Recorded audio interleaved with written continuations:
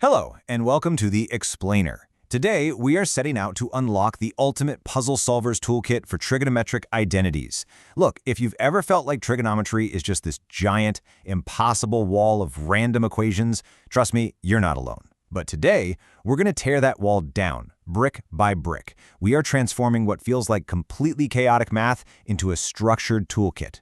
And this isn't just busy work, by the way. These are the exact same foundational tools used by engineers and scientists to calculate real-world heights, distances, and those tricky angles of elevation and depression.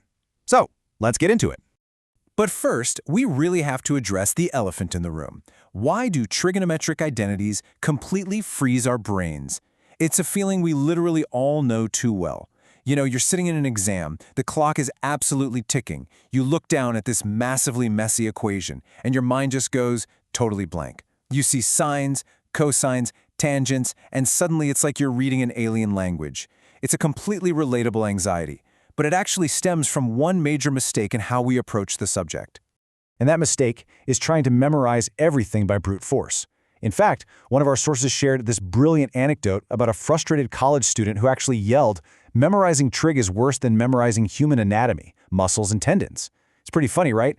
But it just goes to show how universal this struggle really is. But here's the true secret. Muscle memory from practice, not rote memorization, is how you actually win. Just like you don't actively think about the mechanics of walking, you want these identities to just become second nature. Okay, so here's our game plan, our structured roadmap for today. We'll be hitting number 1, the magic wand.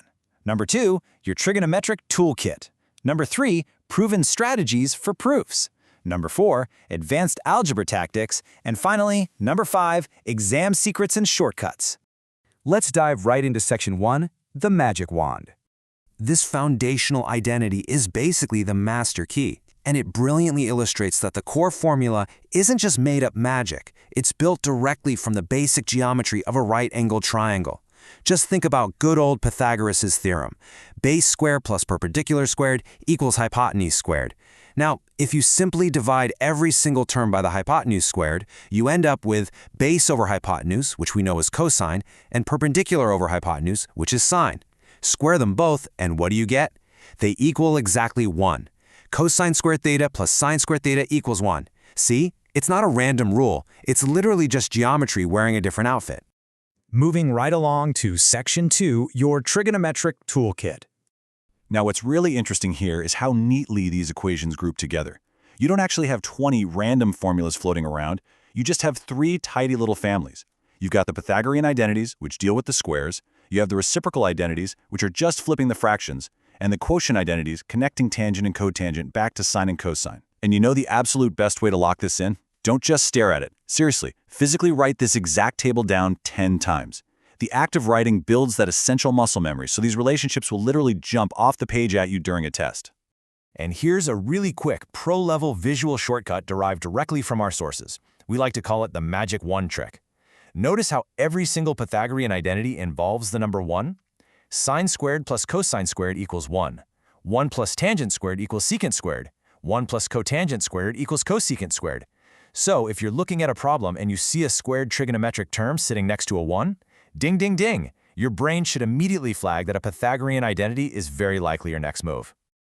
All right, section 3, proven strategies for proofs.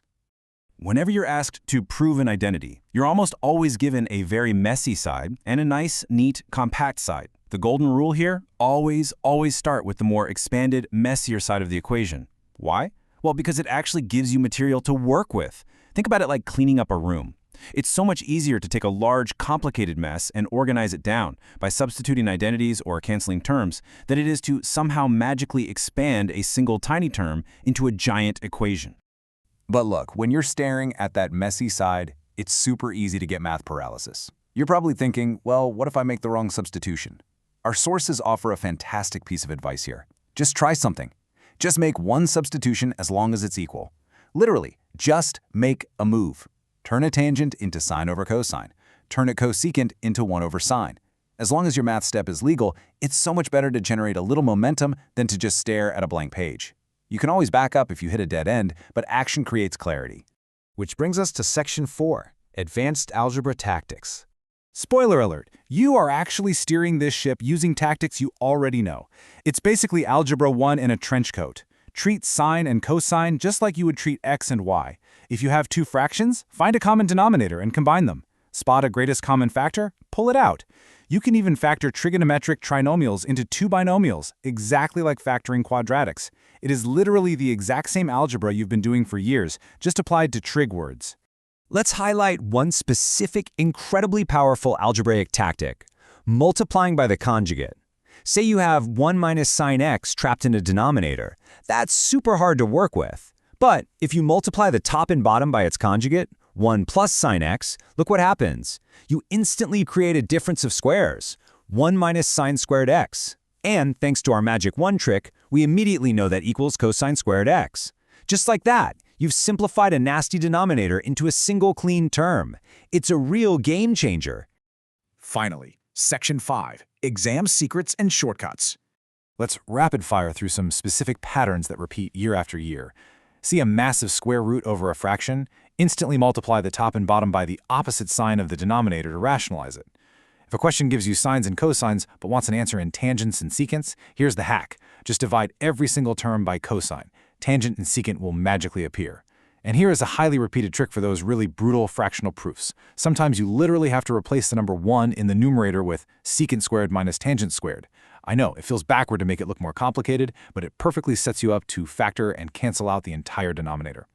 Now, on the flip side, you absolutely have to watch out for these common landmines where students just hemorrhage easy marks.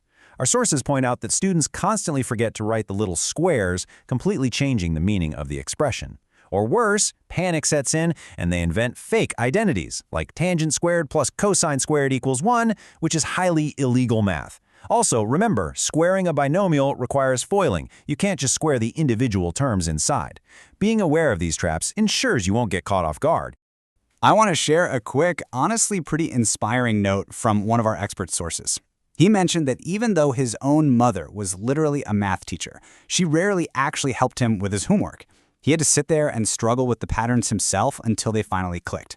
The big takeaway here?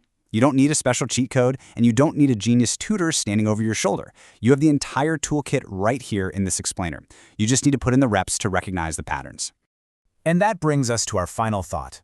The very next time you sit down for an exam or stare down a homework set, just take a deep breath. You are not being asked to just regurgitate a textbook. You're being handed a puzzle, and you now have the exact master keys, the algebraic tactics, and the shortcuts required to solve it. And remember, once you master this toolkit, you aren't just passing some test. You're building the exact mathematical foundation needed to calculate angles of elevation, heights, and distances in the real world around you. So what do you say? Are you ready to stop memorizing and start unlocking? Grab a pencil, write down your toolkit, and just try making that first substitution. Thanks so much for joining this Explainers, and happy problem solving.